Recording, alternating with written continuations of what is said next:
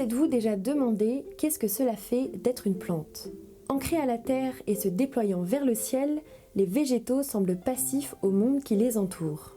Mais pourtant, ce sont des êtres sensibles, intelligents et en connexion permanente avec leur environnement. Voyez la plante, sa forme exprime les souvenirs vivants de toute l'évolution, disait le philosophe Rudolf Steiner. Car en 500 millions d'années, elles ont appris à communiquer, à se soigner, à mémoriser et même à compter. Il est grand temps de remettre en question les idées reçues et le caractère amorphe que nous avons attribué aux plantes, car si le vivant met un point d'honneur à classer les animaux et les végétaux en deux familles distinctes, peut-être que finalement nous ne sommes pas si différents. Cette vidéo sera la première partie de cette thématique végétale dans laquelle nous allons explorer à travers la science la grande sensibilité de ces êtres. Dans la deuxième partie de cette vidéo, l'angle sera davantage philosophique et nous allons approfondir leur potentielle subjectivité ainsi que la morale et l'éthique qui concernent les plantes. Et si par ces paroles j'ai pu éveiller votre curiosité, détendez-vous et laissez-moi vous guider à travers ce voyage au cœur de la délicatesse des végétaux.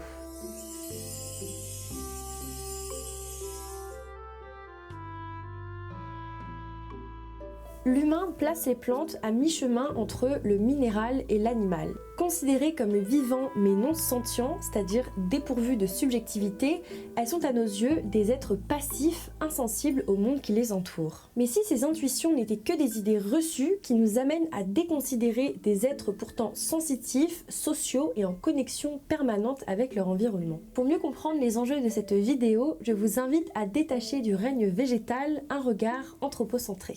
Car bien que les plantes aient des similarités biologiques avec les animaux, elles possèdent une manière de vivre et des intérêts fondamentalement différents. Comme vous le savez sûrement, les plantes sont des êtres vivants produisant généralement de la chlorophylle et qui se nourrissent de sels minéraux et de gaz carboniques. Et si leur discrétion semble témoigner d'une impassibilité, sachez que ces êtres sont bien plus sensibles que ce que l'on peut croire. En effet, elles exercent un rôle actif dans leur environnement et cherchent à se développer de la meilleure des manières. En d'autres termes, elles possèdent des intérêts propres et ont la motivation nécessaire pour y répondre. Certes, une plante ne parcourra pas des kilomètres afin de trouver de la nourriture, mais ses racines, dont les extrémités sont très sensitives, vont pouvoir explorer de vastes labyrinthes souterrains à la recherche de nutriments. Elle ne s'enfuira certes pas au moindre danger, mais par contre, elle est assez perspicace pour les éviter en poussant dans d'autres directions et ou en produisant des produits chimiques à même de les éloigner.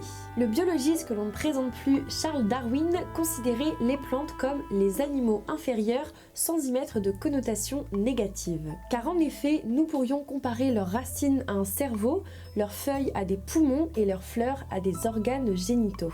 Cette réflexion donna lieu à son hypothèse de la racine cerveau et dans son ouvrage Le pouvoir du mouvement des plantes, il écrivit à ce sujet. Il n'est guère exagéré de dire que la pointe des racines, étant sensible et ayant le pouvoir de diriger le mouvement des parties adjacentes, agit comme une sorte de cerveau. Le cerveau animal étant assis dans l'extrémité antérieure du corps, recevant des stimulus de la part des organes sensoriels, est capable de diriger le corps. En effet, les extrémités des racines sont une sorte de zone de transition qui possède une très grande sensibilité aux stimulus environnementaux. Aussi, le biologiste italien Stefano Mancuso soulève que les plantes sont capables d'émettre et de recevoir des signaux électriques à travers toutes les cellules de leur corps. Ce mécanisme pourrait s'apparenter à une sorte de cerveau diffus, décentralisé, à contrario des animaux chez lesquels toutes ces émissions électriques sont concentrées dans un seul organe. Saviez-vous d'ailleurs que les cellules végétales possèdent des similarités avec les cellules neuronales? Car oui, ces deux types de cellules sont dépourvues de centrioles et ne possèdent pas la forme cylindrique habituelle. La structure des poils de racines ou encore des tubes polliniques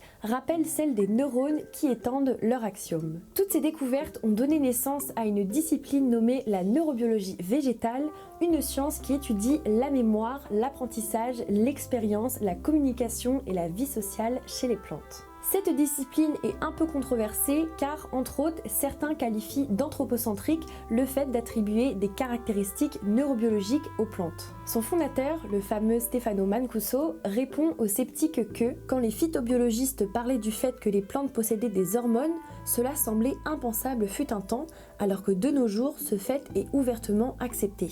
En parlant de sujets controversés, il est maintenant temps d'explorer la question: est-ce que les plantes ressentent de la douleur ? Dans un premier temps, on se dirait que si les végétaux sont dépourvus de système nerveux, alors il est inconcevable qu'ils puissent ressentir de la douleur. Pour autant, il existe un fait troublant qui peut perturber cette question, semblant pourtant assez logique. Ce fait, c'est que les plantes sont capables de produire des anesthésiques. Oui, vous l'avez bien entendu. En effet, l'éthylène est une hormone végétale réputée pour son fort pouvoir analgésique et elle est produite par les plantes dites supérieures, ce qui désigne les végétaux complexes, comme par exemple les plantes vasculaires. Ce qui est surprenant avec cette hormone, c'est qu'elle est libérée lorsque les plantes sont soumises à un stress mécanique, lorsqu'elles se font couper par exemple, ce qui laisse suggérer qu'elle pourrait agir tel un véritable antidouleur. Également, lorsqu'un fruit mûrit, il va se mettre à produire une large dose d'éthylène comme s'il se préparait à se faire dévorer par un animal qui par la suite va répandre ses graines. Par ailleurs, seuls les fruits contenant de l'éthylène sont comestibles car ils sont dépourvus de toute substance toxique qui servent à éloigner les potentiels gloutons. L'éthanol, une molécule analgésique, est également produite par les racines lorsqu'elles sont soumises à un stress, comme par exemple lorsque l'oxygène vient à manquer, suggérant un effet anesthésiant comparable. Il est pertinent de noter que cette potentielle anesthésie végétale n'est pas seulement locale là où la plante a subi un stress. En effet, les autres parties de la plante qui n'ont pas été directement touchées vont recevoir le signal biochimique d'une menace et après cela, elles vont se mettre à produire leur propre dose d'anesthésiant en prévision de l'attaque. La question de la souffrance végétale reste très complexe autant d'un point de vue scientifique que philosophique et nous l'approfondirons dans la deuxième partie de cette vidéo. Mais peut-être qu'en réponse à un stimuli douloureux, les plantes ne crieraient pas comme les animaux mais pousseraient une sorte de cri biochimique. Rien n'est prouvé jusqu'à aujourd'hui, mais la question mérite d'être creusée. S'il a déjà été compliqué de concevoir que les plantes étaient des êtres sensibles, alors il a été d'autant plus de reconnaître leur fort caractère social. En effet, les plantes sont de très bonnes communicatrices et libèrent constamment des informations dans leur environnement. Ce que la science cherche à comprendre, c'est comment ces informations sont produites et aussi comment les plantes aux alentours sont capables de les recevoir pour leurs propres intérêts. En d'autres termes, pourquoi et comment les végétaux échangent entre eux. Parmi les différents moyens de communication qu'elles utilisent, nous retrouvons tout d'abord la voie aérienne. Effectivement, de nombreux végétaux utilisent ce que l'on appelle les substances volatiles de feuilles, des composés chimiques qu'elles libèrent lorsqu'elles se sentent menacées, lors par exemple d'une attaque d'insectes. Ce sont d'ailleurs ces mêmes molécules qui provoquent cette odeur d'herbe fraîche lorsque le gazon vient d'être tondu. Certaines plantes telles que l'armoise sont à même de réceptionner ces messages aériens pour par la suite ajuster leur propre chimie interne. Par exemple, si une feuille d'armoise se fait agresser par une horde d'insectes, au fil du temps, les autres feuilles seront de moins en moins vulnérables à ce genre d'attaque. Cela est d'autant plus surprenant que ces conjointes aux alentours sont également capables de recevoir ce genre de messages d'alerte, ce qui laisse suggérer que les plantes d'armoise sont capables de se partager ces mécanismes de défense de manière intra-espèce. Sur le long terme, cette communication via voie aérienne augmente les chances de survie des jeunes pousses et aide les plants adultes à produire une plus large quantité de branches et de fleurs. Il y a un fait qui vous aura peut-être intrigué, c'est de savoir pourquoi les plantes émettraient des signaux aériens de telle manière à ce que les autres individus, c'est-à-dire la concurrence, puissent eux aussi en profiter. D'autant plus dans un environnement où elles sont en compétition pour trouver des ressources vitales. Et je ne parle pas là seulement des relations intra-espèces, car par exemple, les plants de tabac et de tomates sont eux aussi capables de capter ces signaux chimiques aériens de l'armoise. En fait, cela serait potentiellement une conséquence accidentelle du mécanisme. En effet, lorsqu'une plante est menacée, ces signaux servent à la base à alerter les autres parties de la plante, mais pas nécessairement ses voisines. Par ailleurs, chaque plante possède sa propre empreinte digitale chimique et ceci même parmi les individus d'une même espèce. Par extension, plus l'empreinte de deux plantes sera similaire, plus elles auront de facilité à communiquer. Si vous avez regardé mon documentaire sur le mycologue Paul Stamets et sur les incroyables capacités du mycélium, vous n'êtes pas sans savoir que les champignons, véritables neurones de la Terre, permettent aux plantes de communiquer, cette fois-ci via le sol. En effet, la plupart des plantes ont une relation symbiotique avec les champignons qui colonisent leurs racines et les aident à absorber l'eau et les nutriments. Et donc, les plantes vont s'échanger ce genre de messages chimiques pour par exemple comprendre le mécanisme de pousse de leurs consoeurs pour par la suite adapter la leur. Cela les aide à éviter la compétition pour les ressources primordiales afin de maximiser leur pousse. Également, tout comme les messages aériens, ces signaux chimiques les aident à se protéger et à s'adapter en cas d'éventuelle agression. Par exemple, si un plant de tomate est soumis à une agression de mildiou, il va se mettre à produire des enzymes pour s'en protéger. Eh bien, ces molécules servant à prévenir du danger vont pouvoir voyager le long de ce réseau souterrain jusqu'à un plant de tomate sain pour le prévenir de lui aussi activer son système immunitaire en prévision de l'attaque. Également, les plantes sont capables de s'échanger des nutriments entre elles et nourrissent la plupart du temps les plus démunis en premier. Un arbre à l'ombre profitera alors de l'énergie de celui qui est aisément exposé au soleil. Le mycélium a le don de connecter des forêts toutes entières et grâce à lui, les plantes sont capables de communiquer sur des distances considérables. Les arbres les plus âgés sont les mieux connectés et agissent en quelque sorte comme des serveurs de la forêt. Leurs larges racines sont capables d'héberger une grande variété de champignons et de ce fait, ils sont à même de communiquer avec de nombreuses plantes. Et fait insolite qui me touche tout particulièrement, c'est lorsqu'un arbre s'apprête à mourir, il va lâcher une grande quantité de carbone de telle sorte à nourrir une dernière fois la prochaine génération. Et si Internet ne le serait pas sans ses hackers, certaines espèces comme le noyer noir sont capables d'infecter le réseau en y relâchant des toxines qui malheureusement contamineront les plantes qui n'y sont pas résistantes. Voilà l'exemple d'une véritable prise de pouvoir végétale.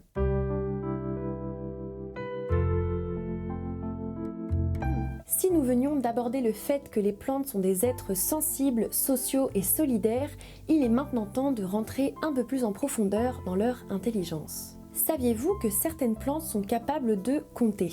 Oui, je sais, cela peut paraître fou, mais laissez-moi vous parler de la Dionée attrape-mouche. C'est une espèce de plante qui a été étudiée par le biologiste Rainer Edrich et son équipe et ils ont discerné en elle un mécanisme inhabituel. Pour rappel, cette espèce se nourrit en attendant qu'un insecte peu prudent se pose dans sa gueule afin de l'engloutir. Cependant, ce n'est pas un mécanisme automatique qui se déclenche à chaque contact car d'autres éléments comme par exemple la pluie ou le vent les épuiseraient à force de les stimuler.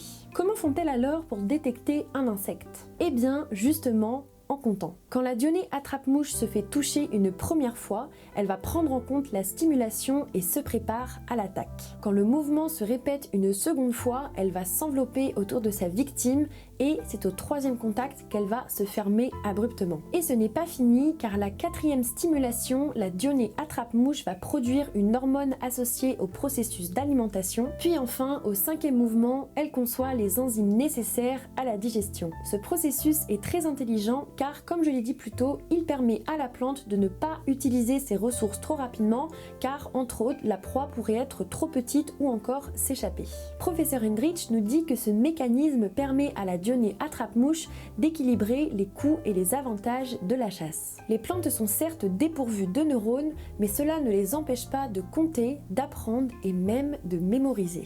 En effet, ce que l'on appelle la mémoire des plantes, c'est leur capacité à stocker un signal reçu à un instant T pour par la suite s'en souvenir via un autre signal similaire. Prenez l'exemple de la Mimosa pudica, cette fameuse plante qui se replie dès qu'on la touche ou encore lorsqu'on soulève son pot. Si on réitère le mouvement du soulèvement du pot plusieurs fois, la réponse foliaire, le fait que ses feuilles se ferment, va progressivement diminuer pour enfin disparaître. Les chercheurs ont donc conclu que la Mimosa pudica s'est souvenue que le fait de soulever son pot n'est pas dangereux et en moyenne, elle est capable de retenir cette information pendant 40 jours. Par contre, pour le coup, on pourra toucher leurs feuilles indéfiniment, elles vont continuer à se fermer.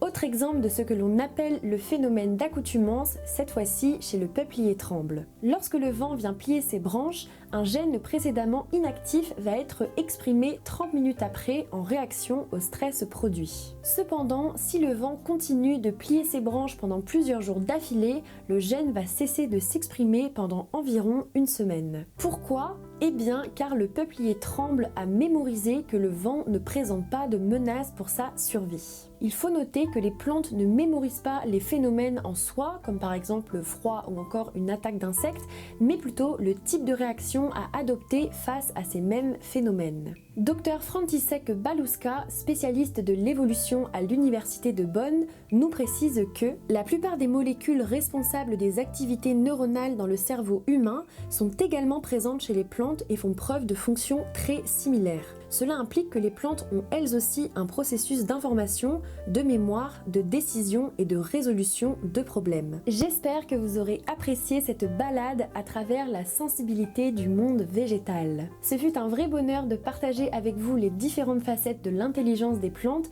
et j'espère que maintenant vous porterez un regard plus attentif sur ces êtres semblant immuables mais qui pourtant regorgent de vitalité. Dans la deuxième partie de cette vidéo, nous nous pencherons sur des réflexions philosophiques à travers les thématiques de la conscience, de la morale et de l'éthique qui concernent les plantes. D'ici là, prenez soin de nos consoeurs végétales et surtout arrosez-les d'amour. Merci du fond du cœur d'avoir regardé cette vidéo jusqu'au bout. Si elle vous a plu et que vous souhaitez soutenir mon travail, n'hésitez pas à me laisser un petit like et à la partager à vos proches. À mettre la petite cloche aussi parce que je sors une vidéo un vendredi sur 2. Si vous aimez vous aventurer au cœur des merveilles de l'univers et de l'esprit à travers la science et la philosophie, je suis sûre que vous trouverez votre bonheur ici, alors n'hésitez pas à vous abonner. Comme d'hab, n'hésitez pas à me faire vos retours en commentaire, j'ai trop envie de savoir quels sont vos avis, vos théories, etc. sur le règne végétal. Je vous invite également à venir me follow sur mon Instagram @magisplanet pour être tenu au courant de toutes les actualités de la chaîne. Sur ce, on se retrouve très prochainement pour une nouvelle vidéo et moi je vous dis à la prochaine.